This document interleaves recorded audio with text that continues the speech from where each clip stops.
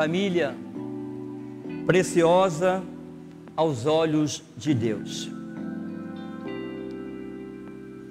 Dentre muitos textos da palavra de Deus, nós encontramos este do Salmo 127, versículo 1. Eu tenho certeza que vocês conhecem esse versículo na ponta da língua, não é? Mas eu vou ler para que vocês acompanhem comigo. Se o Senhor não edificar a casa, em vão trabalham os que a edificam. Se o Senhor não guardar a cidade, em vão vigia a sentinela. E o salmista continua falando sobre a família, sobre o cuidado e a inutilidade, de algumas atitudes de pais, de filhos, com relação ao cuidado familiar. A família, queridos irmãos, é algo que não pode passar desapercebido em nossos dias. Sabe por quê? A família é o grande tesouro. É um tesouro que deve ser guardado. É um tesouro protegido pelo Senhor, porque Ele é o autor do homem e da mulher. Ele instituiu a família. Por isso Ele tem todo o carinho, por isso Ele tem todo o cuidado. E sabe, irmãos, nós tivemos maio, o mês da família. E eu sei que na semana passada o David pregou à noite e o Mateus, o Tiago pregou pela manhã. E abordaram este assunto. Mas eu não poderia, irmãos, deixar de trazer uma palavra também, visto que família nos tempos de hoje, ela vive um momento difícil e até mesmo de desagregação. Existem famílias que sequer se preocupam com os princípios fundamentais para a edificação, ou seja, para a sua edificação. Nós percebemos filhos, por exemplo, que não sabem quantos anos tem o seu pai. Eu não vou fazer ninguém passar vergonha aqui, que eu não vou perguntar a você quantos anos tem seu pai, que pode ser que você não saiba. Tem pais que ainda não sabem, não conseguem guardar a data de nascimento do seu filho. Irmãos, datas importantes, por exemplo, como data do casamento. Você lembra a data do seu casamento? Irmão Francisco está balançando a cabeça ali. Parabéns, irmão Francisco. Eu guardo a minha. Não sei se a Edna lembra, lá no Campo do Oeste, uma quarta-feira, culto de oração, estudo bíblico. Era o dia do meu aniversário de casamento. Minha esposa prepara um almoço, um almoço delicioso. Eu reclamei do almoço. Saí para almoçar, falei, vou levar o carro, você vai com as crianças de bicicleta, porque eu preciso chegar mais cedo na igreja, que eu preciso dar um aconselhamento antes do culto. Aconselhei na hora do culto, na hora dos pedidos de oração. Quem levanta? A minha esposa. Irmãos, eu queria agradecer a Deus, porque hoje eu completo não sei quantos anos de casamento naquele dia. Nós completamos hoje 14 anos de casamento. Eu só fiz assim, Ninguém percebeu, que eu tinha esquecido, Ninguém percebeu que eu tinha esquecido. Não sei se Edna estava lá nesse culto. Eu era pastor na Igreja Batista lá em Campo do Oeste. Hoje, Igreja Peniel. Igreja Batista Peniel. Então, irmãos, tem alguns valores, entenda isso, que você não pode se esquecer. Não apenas datas, mas existem valores que precisam ser cultivado a sua presença na família. Hoje os pais, eles se ocupam com tantas coisas, que os pais, ou mesmo os filhos, acabam sendo visitantes na sua casa. A casa, ela se torna apenas um dormitório, onde não existe mais relacionamento. E a correria do dia a dia, irmãos, tem levado muitas famílias a não terem mais comunhão nos seus lares. Cada um num canto da família, a ponto de a mãe, na hora do almoço, pegar o celular e ligar para o filho que está no quarto. Filho, desce que o almoço está pronto. Desce que o almoço está pronto. Irmãos, nos preocupamos com tudo a nosso redor. E tão preocupados estamos a ponto de esquecer o mais importante, a nossa família. Temos tempo para tantas coisas. Temos tempo para fazer tantas coisas durante o dia, mas não temos um tempo para dedicar à família. Cuidar da esposa como precisa ser cuidada. Cuidar do marido como precisa ser cuidado. Cuidar dos filhos como precisa ser cuidados. Hoje nós entregamos os nossos filhos aos cuidados de tios, de tias. Porque não temos tempo para cuidar dos nossos filhos. Irmãos, tudo nos preocupa ao nosso redor. E tão preocupados estamos, a ponto de esquecer aquilo que é mais importante para nós, que é a família. Eu preciso estar bem com a minha família. A minha família precisa estar bem comigo, irmãos. É um princípio básico. Sabe o que é interessante? Que às vezes nós vamos despertar para a família quando somos atingidos por alguns assuntos que nos levam a nos preocupar com um dos nossos familiares. Por exemplo, uma doença. Uma doença. Um filho que está se separando no seu casamento e outras coisas mais. Aí, sabe o que eu percebo? Muitas vezes as famílias, elas são unidas mais pela desgraça do que pela graça. Nós somos mais unidos pela desgraça do que pelo desejo de estar pronto para participar da nossa família.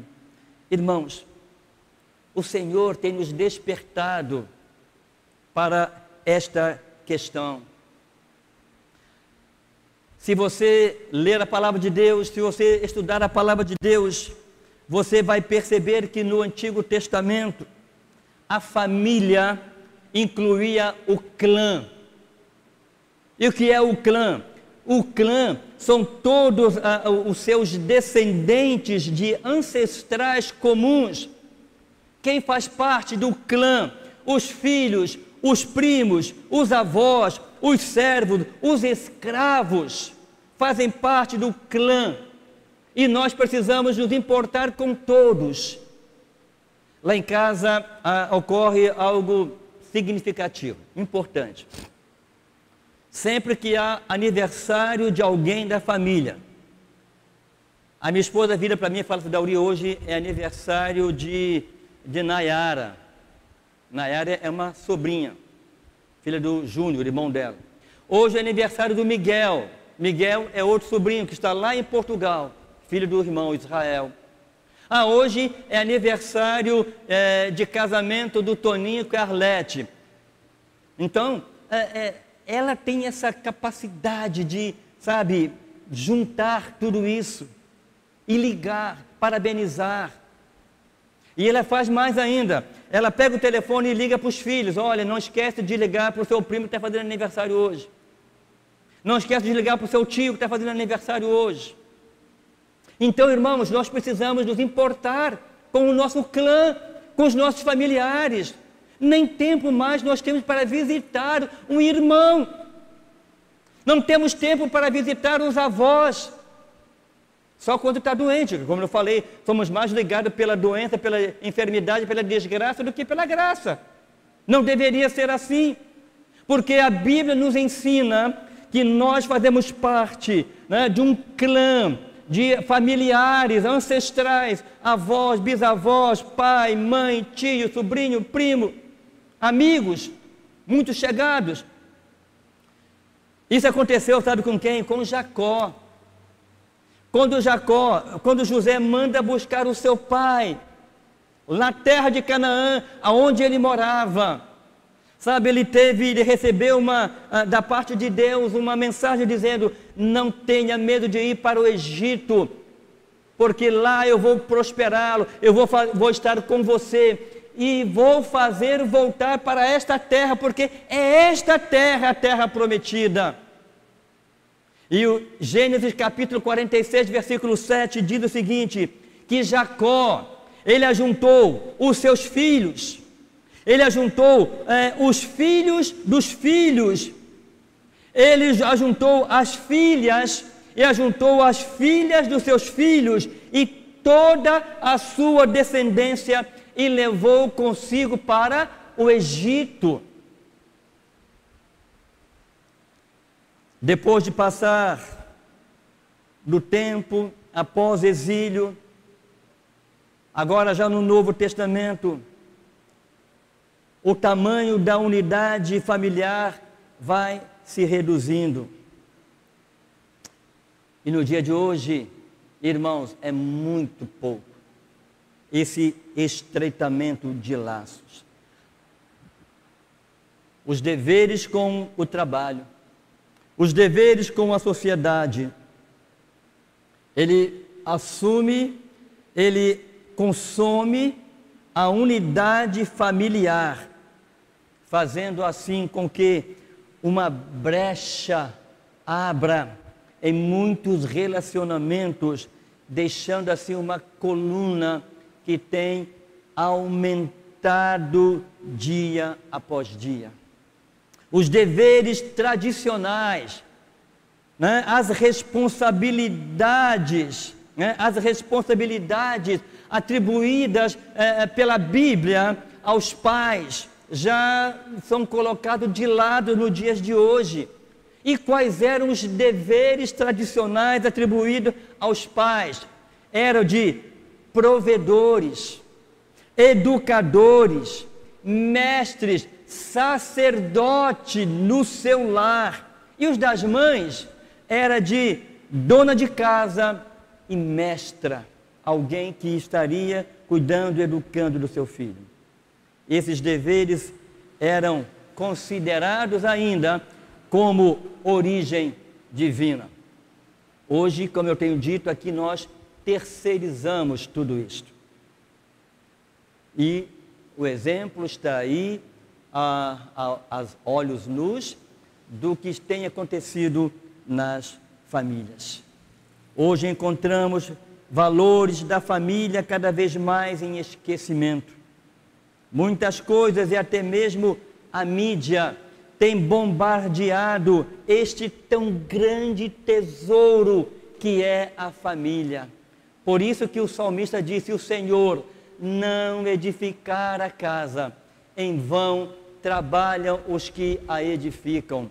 A verdade é, queridos, que não estamos mais edificando a nossa casa, não estamos mais sendo sacerdotes de nossas casas, nós não estamos mais promovendo a comunhão, o agrupamento, o ajuntamento de famílias mais dentro de nossa casa. Cada vez mais vivemos isolados uns dos outros. E precisamos, irmãos, resgatar esses valores. Mas preste atenção que eu vou te dizer mais uma coisa. O resgate desses valores, queridos, exige de nós esforço, exige de nós muita perseverança.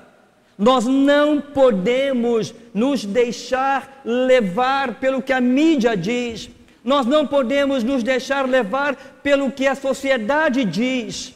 Nós precisamos nos deixar levar pelo que Deus diz, pelo que a Bíblia diz, pelos ensinamentos que a Bíblia nos diz que precisamos realizar em nossas casas. Hoje, irmãos, nós teremos a oportunidade de estar cara a cara com a realidade de uma vida conjugal e familiar de um homem que muito tem a nos ensinar. E o nome deste homem é Eucana. Eucana. 1 Samuel capítulo 1, a partir do versículo 1. Eu quero ler alguns versículos com os irmãos. Preste atenção. Houve um homem de Ramataim, Zofim, das montanhas de Efraim, cujo nome era Eucana. Esse homem era filho de Jeroão, filho de Eliú, filho de Tou, filho de Zufi, o Efrateu. E este tinha 2 mulheres. O nome de uma era Ana e o nome da outra era Penina. E Penina tinha filhos, porém Ana não os tinha. Subia, pois, este homem da sua cidade de ano em ano a adorar e a sacrificar ao Senhor dos exércitos em Siló. E estavam ali os sacerdotes do Senhor, Ofni e Finéias, os 2 filhos de Eli. E sucedeu que no dia em que Eucana sacrificava, ele dava porções a Penina, sua mulher, e a todos os filhos e a todas as suas filhas. Porém a Ana dava uma parte excelente, mas era uma menor parte, porque não tinha filhos. Porque ele amava a Ana, ele dava mais do que deveria para aquela mulher que ele amava, porém era uma mulher que não tinha capacidade de gerar filhos para Eucana. Então ele entregava para ela, oferecia para ela uma porção excelente, embora o Senhor, e aqui tem essa palavra, não se esqueça disso, embora o Senhor lhe tivesse fechado ou cerrado a madre. E assim fazia ele de ano em ano. Sempre que Ana subia à casa do Senhor, a outra a irritava, por isso chorava e por isso não comia. Então Eucana, seu marido, lhe disse: Anas, por que choras? Por que não comes? E por que está mal o teu coração? Não te sou eu melhor que 10 filhos? Então Ana se levantou, depois que comeram e beberam em Siló, e Eli, sacerdote, estava sentado numa cadeira junto a um pilar do templo do Senhor. Ela, pois, com amargura de alma, orou ao Senhor e chorou abundantemente. E ela fez um voto dizendo: Senhor dos exércitos, se benignamente atentares para a aflição da tua serva, e de mim te lembrares, e da tua serva não te esqueceres, mas a tua serva deres um filho homem. Ela sabe pedir, irmãos. Oração bem definida. Me deres um filho homem, ao Senhor o darei todos os dias da sua vida, e sobre a sua cabeça não passará a navalha, ou seja, ele será consagrado ao Senhor todos os dias da sua vida. Pais, vocês que consagraram seus filhos ao Senhor um dia, não se esqueça desse compromisso. Eu me preocupo muito quando os pais vêm aqui para consagrar filhos, porque entendem que aquilo ali é apenas um ritual, mas aquilo ali é um compromisso que os pais assumem de dedicar, consagrando seus filhos ao Senhor, dedicando ao Senhor o filho durante todos os dias da sua vida. Por isso Ana diz: sobre a sua cabeça não passará navalha. Ele é consagrado ao Senhor, é um nazireu. E sucedeu que, perseverando ela em orar perante o Senhor, Eli observava sua boca, enquanto Ana no seu coração falava, só os seus lábios se moviam, porém não se ouvia a sua voz, pelo que o Eli a tinha por embriagada. E disse-lhe: até quando estarás tu embriagada, mulher? Aparta de ti o teu vinho. Porém Ana respondeu: não, meu senhor, eu sou uma mulher atribulada de espírito. Nem vinho, nem bebida forte tenho bebido, porém eu tenho derramado a minha alma perante o Senhor. Não tenha, pois, a tua serva por filha de Belial, porque da multidão dos meus cuidados e do meu desgosto tenho falado até agora. Então respondeu Eli: vá em paz, e o Deus de Israel conceda a petição que lhe fizeste. E disse ela: ache a tua serva graça aos teus olhos. Assim a mulher foi o seu caminho, e comeu, e o seu semblante já não era triste. E levantaram-se de madrugada, e adoraram o Senhor, adoraram perante o Senhor, e voltaram, e chegaram à sua casa em Ramá. E Eucana conheceu Ana, sua mulher. E o Senhor se lembrou dela. Que coisa mais linda, irmãos. Deus é um Deus da família. Deus é um Deus que ouve as orações. Deus é um Deus que está atento aos sofrimentos dos familiares, das esposas, dos maridos, dos filhos. Deus ouve a um coração contrito, um coração rendido ao Senhor. Jamais Ele deixa de atender. E o verso 20 diz o seguinte: e sucedeu que, passado algum tempo, Ana concebeu e deu à luz a um filho, o qual chamou Samuel, porque dizia ela: eu tenho pedido ao Senhor. Irmãos, talvez você esteja pensando: pastor, Eucana, ele tinha duas mulheres. Eucana tinha duas mulheres. Então deixa eu te falar antes que você pergunte. A poligamia é uma realidade diferente para os padrões modernos, né? Mas presente nos tempos bíblicos e que nos ensina a entender como nós devemos aprender a zelar pelo casamento hoje. Vale ressaltar, irmãos, que Eucana era um típico marido israelita.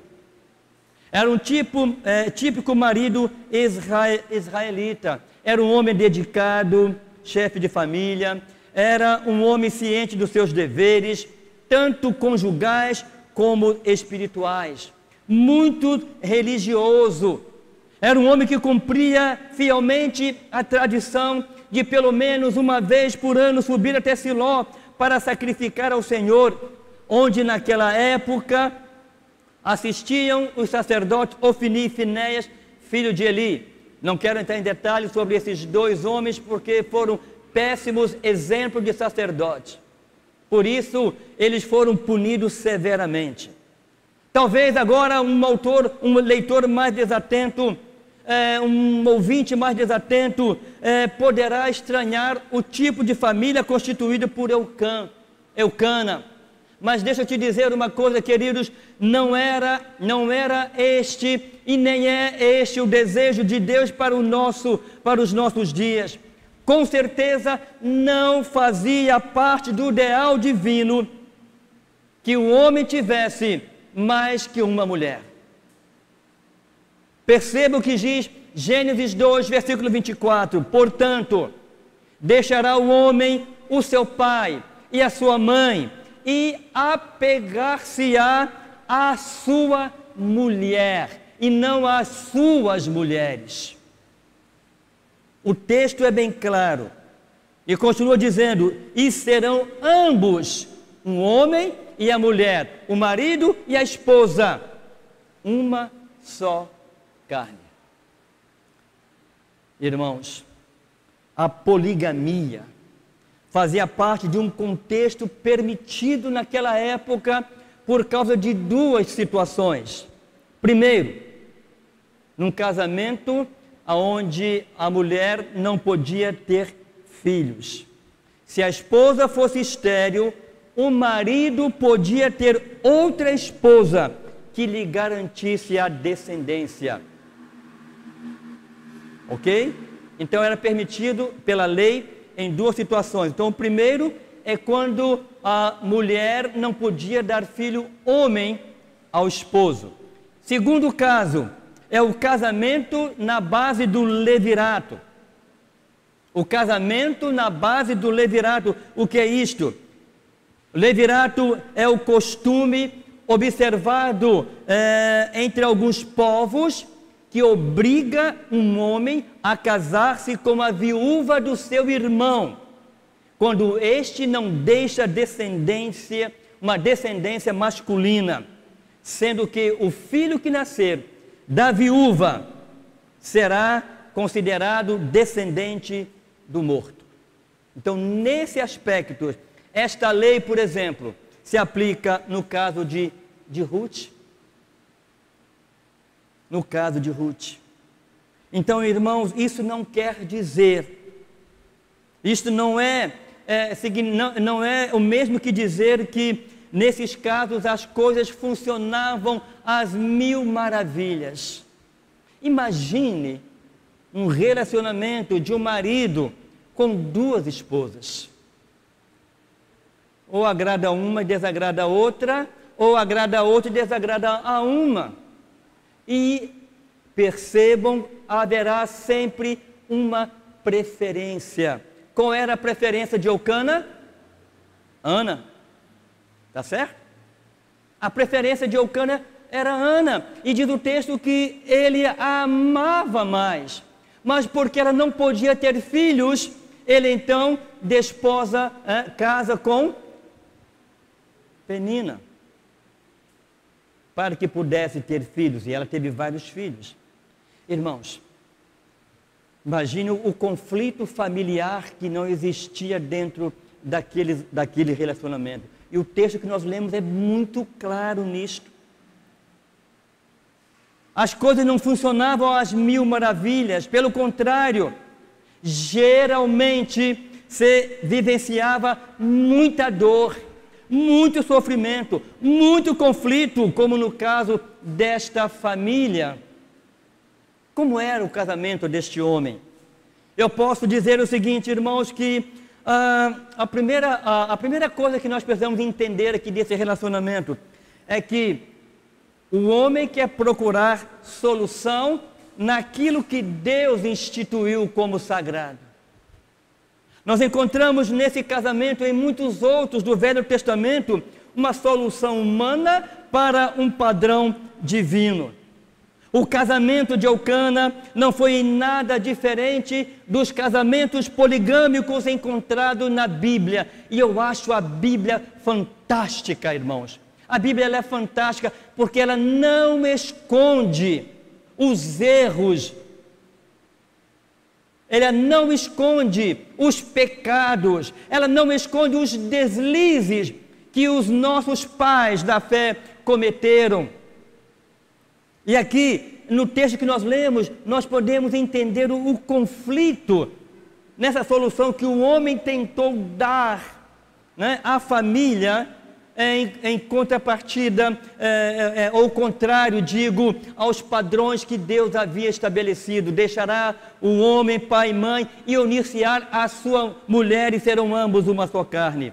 Irmãos, o casamento de Eucana seguiu os mesmos padrões de Abraão, de Jacó e tantos outros.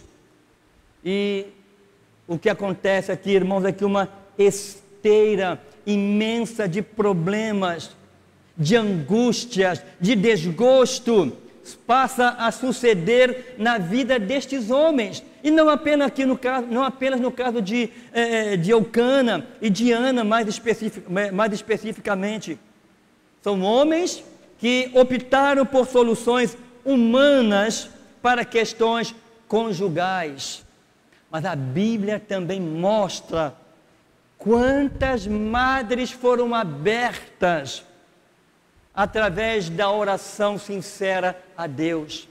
Quantas mulheres puderam gerar e abraçar os próprios filhos através da unção, do poder, da resposta de Deus às suas orações. Então nós encontramos aqui, irmãos, homens encontrando soluções, procurando soluções humanas para aquilo que Deus havia estabelecido, ou seja, abandonando o padrão, o projeto e o propósito de Deus. E o caso de Eucana nos parece ser bem e muito dramático, ser mais dramático. A sua esposa Ana, cujo nome significa graça, ela era estéril, não podia gerar filhos, enquanto a outra, Penina, cujo nome significa pérola, ela enchia a sua aljava de filhos, como diz o Salmo 127, versículo 4 e versículo 5. Bem-aventurado aqueles que enchem a sua aljava de filhos. Eucana, um homem honesto, espiritual, este homem vivia num fogo cruzado, irmãos. Ciumeira de duas mulheres e aflito por perceber que aquela que estava na ordem de preferência dos seus afetos, Ana, não se realizava como mãe, não se realizava como mulher, porque toda mulher tem o desejo de ser mãe, toda mulher tem o desejo de manter nos braços, acalentar nos braços um filho, não é verdade? E aquele homem estava triste, porque não dependia dele realizar o sonho da sua amada. E sabe, irmãos, eu fico pensando na situação de Ana. Não é difícil imaginar o que aquela mulher estava passando. Além de ganhar uma porção menor do cunhão do seu marido, apesar do seu marido dar algo generoso para ela acima do devido, ainda tinha que aguentar as provocações de Penina, a sua rival. Há um texto que diz que Penina era rival. Era assim, irmãos, era assim que acontecia. E não é diferente. Não tem como ser diferente. Não há comunhão, não há um bom relacionamento. E ali havia uma ciumeira, provocação de Penina, que vivia, como nós podemos dizer nos dias de hoje, atazanando a vida de Ana. Olha o que diz o versículos 4 a 7, o verso 6, e a sua rival, excessivamente a provocava para a irritar, porque o Senhor lhe tinha cerrado a madre. Imagina só, irmãos, quem sabe isso aqui, sou eu que estou dizendo, que Penina propositalmente fazia desfilar na frente de Ana os seus filhos diariamente, todos os dias, várias vezes ao dia, para irritar Ana. E aquela mulher era uma mulher angustiada, era uma mulher que vivia deprimida, e não é difícil entender a situação daquela mulher. Ela chorava, ela não comia, ela estava doente por causa da situação que ela vivia. É sempre assim, meus irmãos. Quando nós fazemos, quando nós tentamos procurar soluções humanas no projeto, nos padrões de Deus, sempre acontece conflitos, sempre acontece o desastre nos nossos relacionamentos, nos nossos projetos. Por isso, muita atenção, queridos, nessa questão. Não procure soluções humanas naquilo que Deus já estabeleceu, o padrão divino. Descanse no Senhor, confia no Senhor. Entende? A segunda coisa, irmãos, que nós podemos ver nesse relacionamento é que, enquanto Ana, ela estava deprimida, angustiada, doente por causa da situação, existe um homem inquieto, um homem que não sabia mais o que fazer para poder agradar a sua esposa, para poder trazer alegria à sua esposa, para trazer prazer à sua esposa, mas ele não entendia que não dependia dele, mas dependia de Deus. Não dependia só dele, porque o texto diz que o Senhor tinha fechado a madre de Ana. Irmãos, e quando Deus age dessa maneira, acreditem no que eu vou te dizer, Ele tem um propósito muito bem definido. Ele tem propósito quando projetos não são cumpridos, não são feitos plenamente, porque Ele tem algo melhor para nós. O texto diz que Eucana, ele incomodado com a situação da sua esposa, dia após dia, então ele diz, eu preciso me envolver mais com a minha esposa, eu preciso me preocupar mais, eu vou tentar entrar dentro da sua alma, dentro do seu pensamento, para saber de que forma eu posso ajudar. É isso que a gente está estudando nos pequenos grupos, né? Você tem que conhecer o coração do outro, para que você possa ajudar o outro. Mas o outro tem que abrir o seu coração também, porque senão você não consegue entrar. E aqui, irmãos, este homem inquieto, ele diz no verso 8, Ana, eu imagino, irmãos, este homem, cara a cara com a sua esposa, olhando bem nos olhos dela, porque é assim que tem que ser. É assim que tem que ser. Quando você vai se relacionar e conversar com a tua esposa, você precisa olhar nos olhos dela, dentro dos olhos. Não é olhar para o lado e falar. Ana, por que você chora todos os dias, dia e noite? Será que ele não sabia, irmãos? Será que ele não percebia? Um cara tão inteligente, tão presente. Ana, por que choras? Ana, por que você não come, minha filha? Você não está percebendo que você está definhando? Ana, por que o seu coração está aflito? Eu acredito que agora, irmãos, sem ter mais o que dizer para sua esposa, ele chega ao cúmulo de dizer, filha, olha bem para mim, eu não sou para você melhor do que 10 filhos? O texto não diz o que Ana respondeu, mas eu acredito que no seu coração ela deve ter dito, claro que não, Eucana, você é um bom marido, você cuida de mim com todo carinho, com todo cuidado, mas de maneira nenhuma você nunca será melhor do que 10 filhos.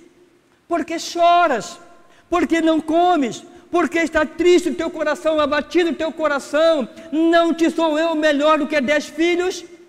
Queridos irmãos, este tipo de comportamento é típico de alguém que já não suporta mais ver a pessoa amada sofrer. É o típico, de comportamento da pessoa que não quer ver aquele a quem ama sofrer e cansado, irmãos, e por causa das constantes buscas para a solução do problema sem êxito. Por isso ele despeja uma série de indagações, e eu imagino, sem mesmo dar tempo que ela responda, uma atrás da outra, né? Igual esses homens lá da CPI. Não dá nem tempo para o outro responder. Ainda são mal educados e ignorantes. Não tem respeito pelo próximo.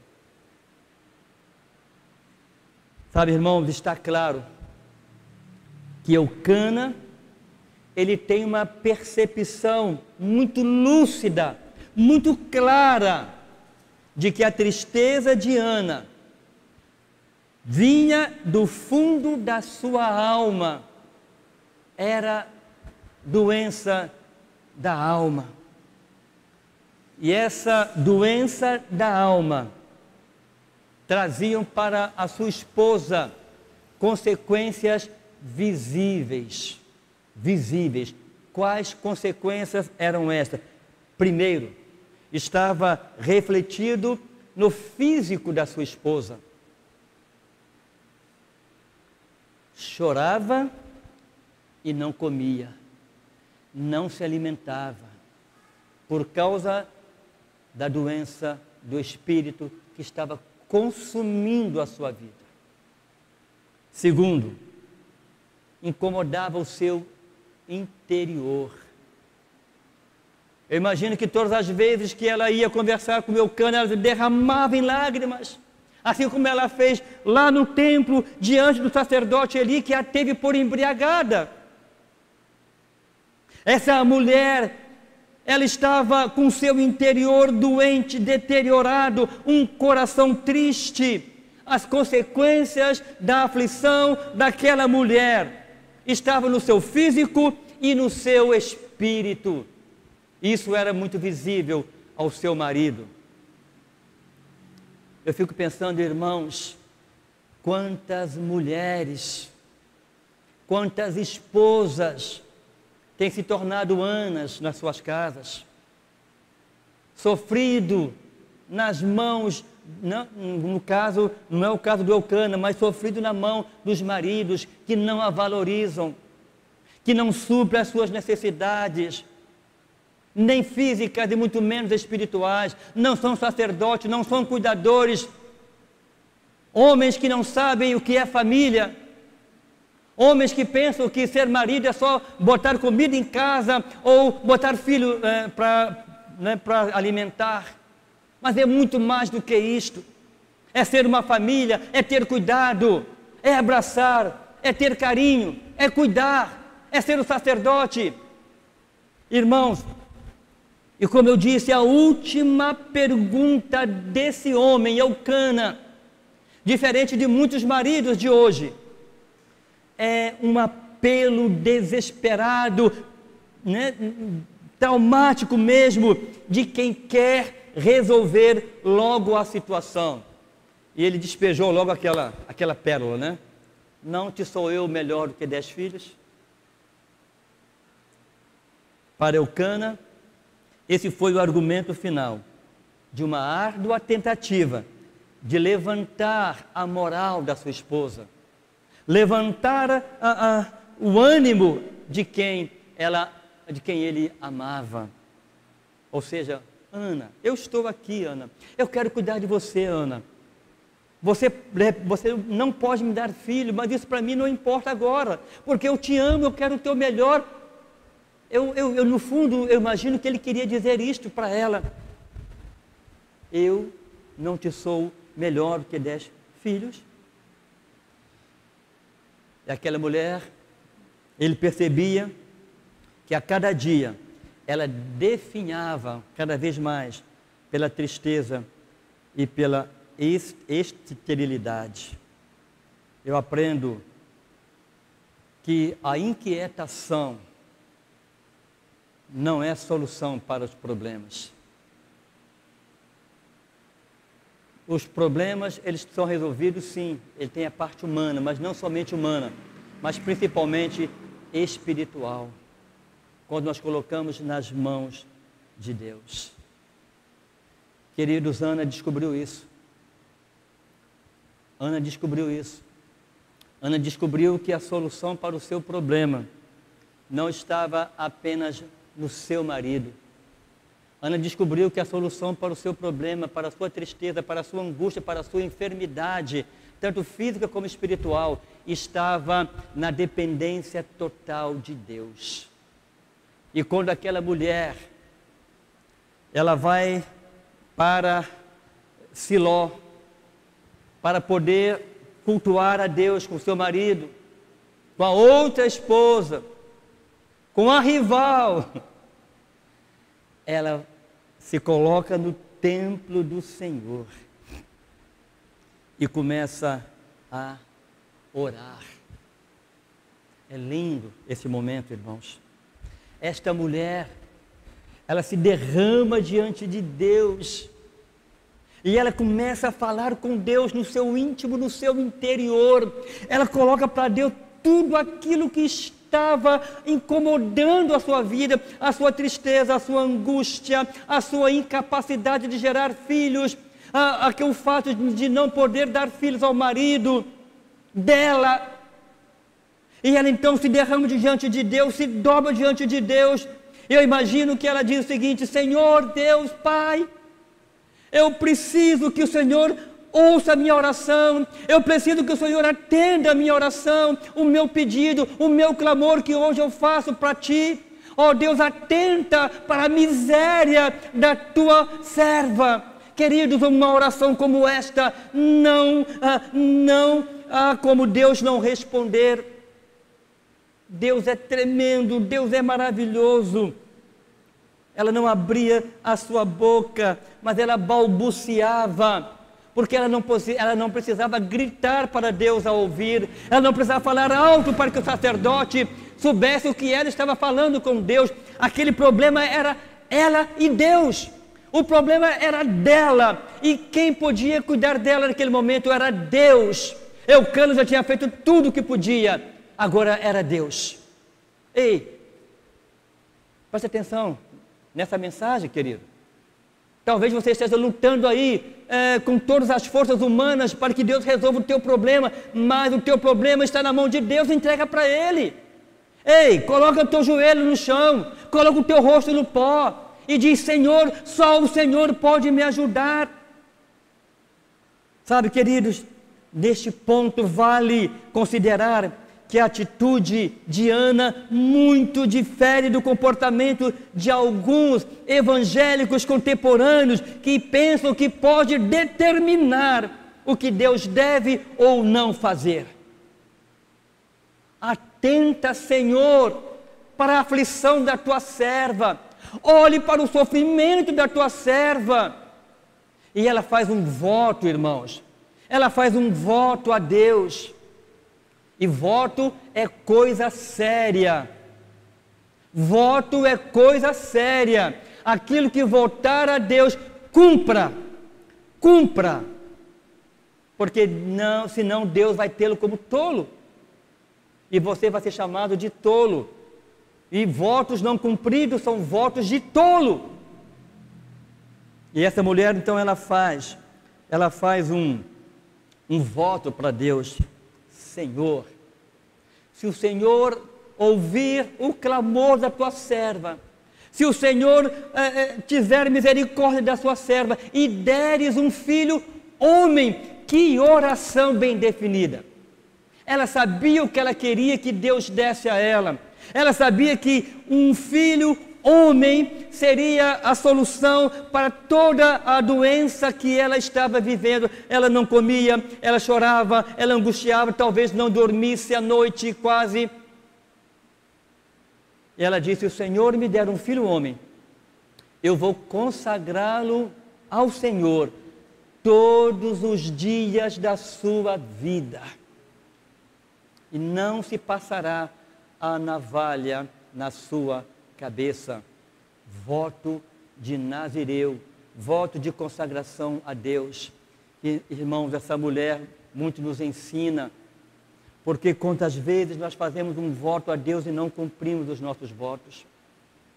Depois de cuidar de Samuel, depois que Samuel estava desmamado, aquela mulher pega o seu filho e vai novamente diante do sacerdote Eli e apresenta para Eli. Está vendo aqui, sacerdote? Esse é o Eli. Desculpe, esse é o Samuel. Por esta criança orava eu. Por essa criança eu orava. O Senhor lembra que eu orava por essa criança? Pois bem, eu vim trazê-lo para deixar aos teus cuidados, para que ele cresça na casa do Senhor, para que ele cresça junto com o Senhor, porque eu prometi e aqui eu vim cumprir o meu voto. Irmãos, quantos votos nós temos feito a Deus e não temos cumprido esses votos? Se hoje fizermos um voto a Deus, irmãos, cumpra esse voto.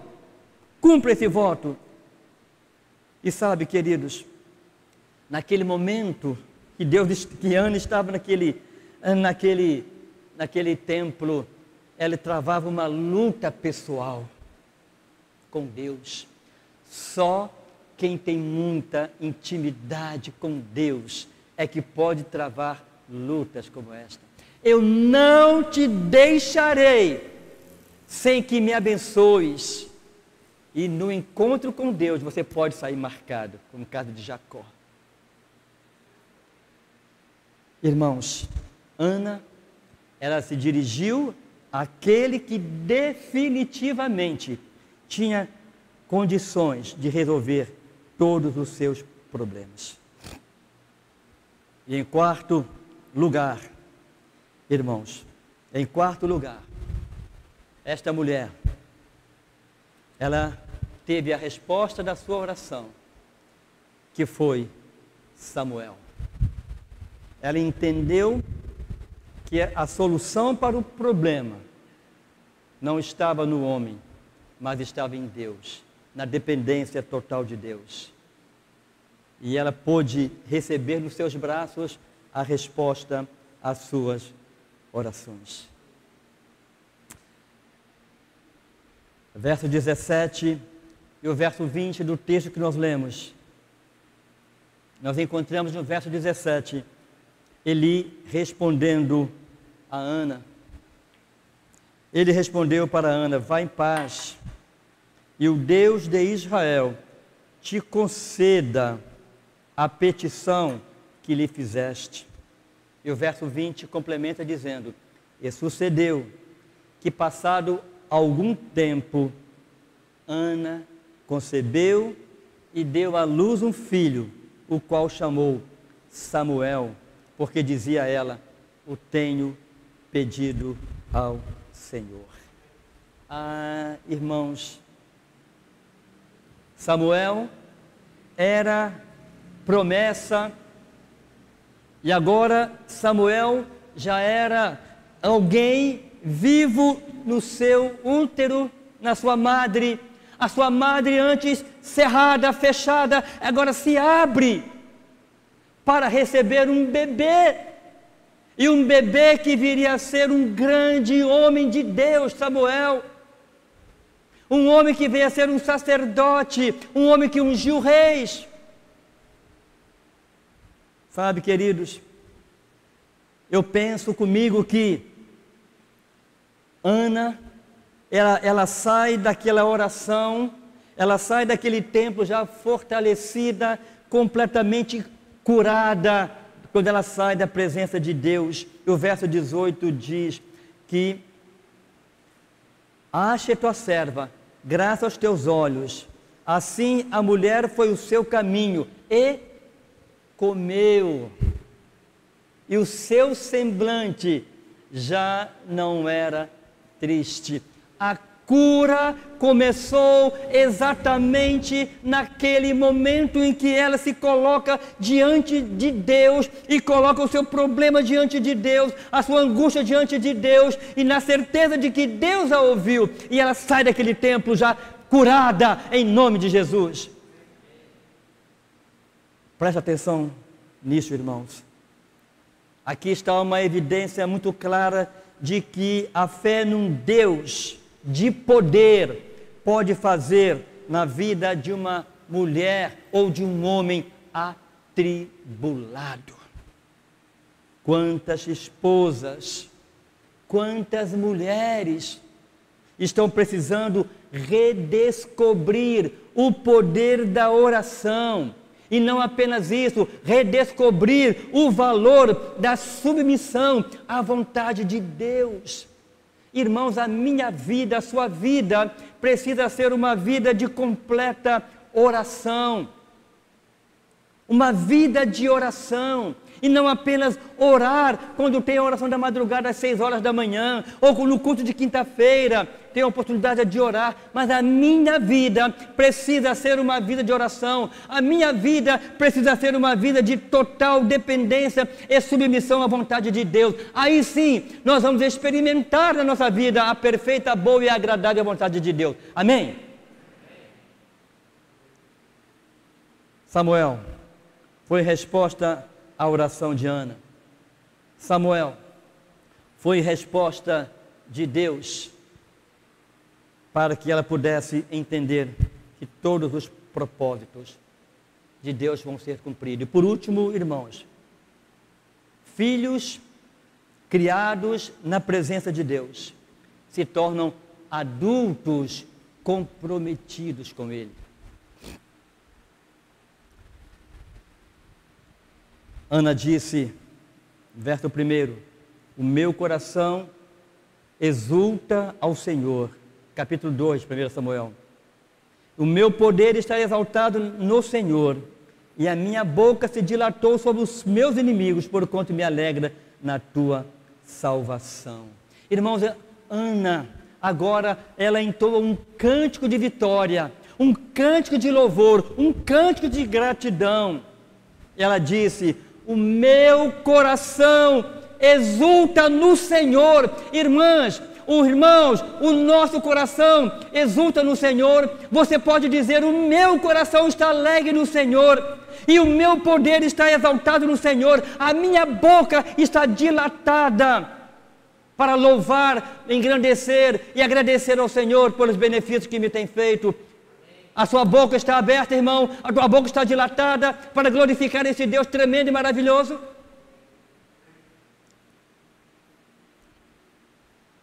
Sabe, queridos, às vezes nós pedimos uma unção, às vezes pedimos um avivamento para a igreja, pedimos um avivamento para famílias de parentes, mas não pedimos um avivamento para nós como pessoas, como servos de Cristo. Queremos que muitos se disponham a pregar, mas eu não quero pregar. Muitos se disponham a orar, mas eu não quero orar. Muitos se disponham a ser um servo, a ser um pastor, um missionário, alguém importante, mas não se dispõe ele próprio a se entregar para Deus. Conta-se a história de que um pastor, numa mensagem missionária na igreja, ao final de uma bela mensagem, ao final, ele manda que os diáconos saiam com uma salva, uma bandeja pelo templo para recolher as ofertas para os missionários. E quando aqueles diáconos chegaram perto da filha do pastor, ela pediu que os diáconos abaixassem aquela bandeja e ela queria subir em cima da bandeja. E o pai disse, que é, filha? Não, pai, a oferta sou eu quero ir para o campo missionário, pai. Filha, você não. Não é assim que acontece conosco muitas vezes, queremos que os outros façam, que os outros sejam missionários, mas nós não queremos ser, não queremos que nossos filhos sejam.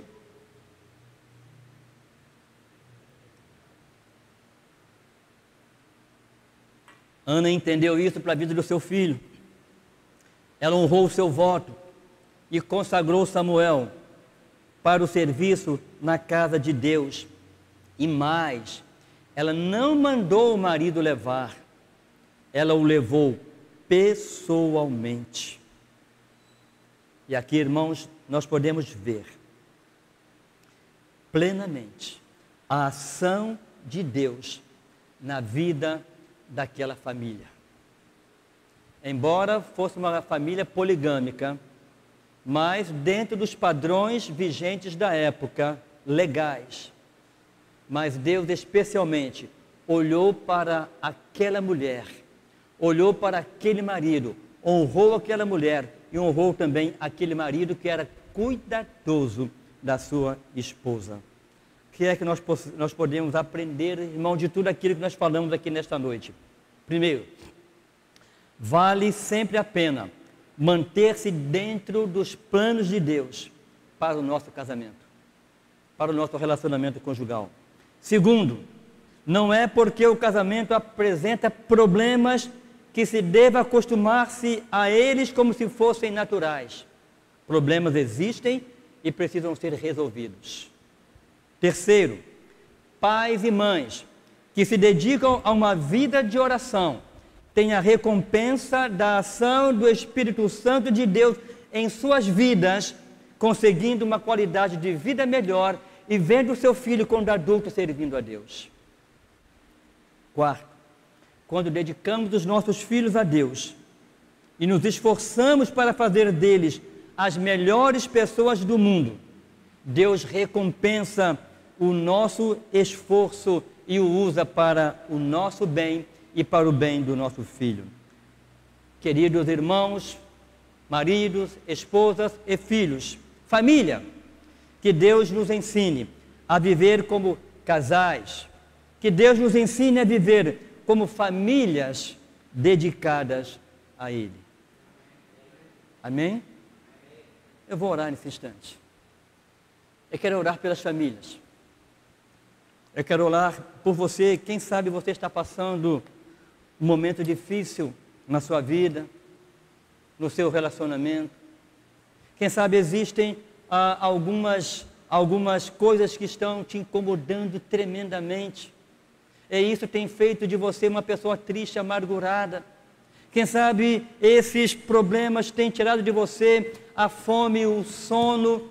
Quem sabe esses problemas têm trazido uma enfermidade interior no espírito. Então saiba, queridos, que Deus pode e Ele quer resolver essa questão na sua vida hoje. Não é amanhã, mas é hoje. Então eu quero te convidar para que você se ajunte a mim, para que nós possamos nos colocarmos diante de Deus e entrar diante do trono da graça de Deus, de onde emana toda a unção, de onde emana todo o poder. E coloque diante de Deus, faça como Ana, coloque agora diante de Deus a sua petição. Coloque diante de Deus aquilo que está te incomodando. Coloque diante de Deus aquilo que você deseja que Ele complete na sua vida, que está faltando e que tem te incomodado tremendamente. Vamos fazer isso agora? Ó Deus, nós somos gratos ao Senhor por esta noite, mais uma vez, ó Pai, se fazer presente diante da Tua igreja, da Tua congregação. Ó Deus, usa a Tua palavra lida nessa noite, ó Pai, para tocar os corações dos irmãos, dos amigos que nos ouvem. Mas, ó Pai, em particular, eu quero colocar aqui as famílias nas Tuas mãos. Eu quero colocar aqui, Senhor, a esposa, a mulher nas Tuas mãos. Quem sabe há mulheres aqui que estão tristes. Quem sabe aqui há mulheres que estão doentes por causa de maus tratos. Ó Deus, quem sabe há maridos aqui que estão faltando ainda conhecer o Senhor e tratar bem a sua família, a sua casa, os seus filhos, a tua esposa. Ó Pai, quem sabe há aqui pessoas, irmãos, jovens, filhos que têm problemas para se resolver e não conseguem, ó Pai, por falta de intimidade com o Senhor. Ó Pai, derrama agora a tua unção. Ó Pai, unção que venha trazer arrependimento dos pecados cometidos. Ó Pai, uma unção capaz de redirecionar os pensamentos, os desejos ao Senhor e colocar diante do Senhor, ó Pai, todas as nossas necessidades, entendendo que o Senhor tem cuidado de nós, entendendo que solução humana não vai resolver o meu problema, mas o meu problema depende única e exclusivamente do Senhor. Então, ó Pai, ó Deus, abra as janelas dos céus e derrama, Senhor, uma unção tremenda e maravilhosa, ó Deus, no nosso coração, na nossa mente, na nossa vida e na nossa família, em nome de Jesus. Amém e amém.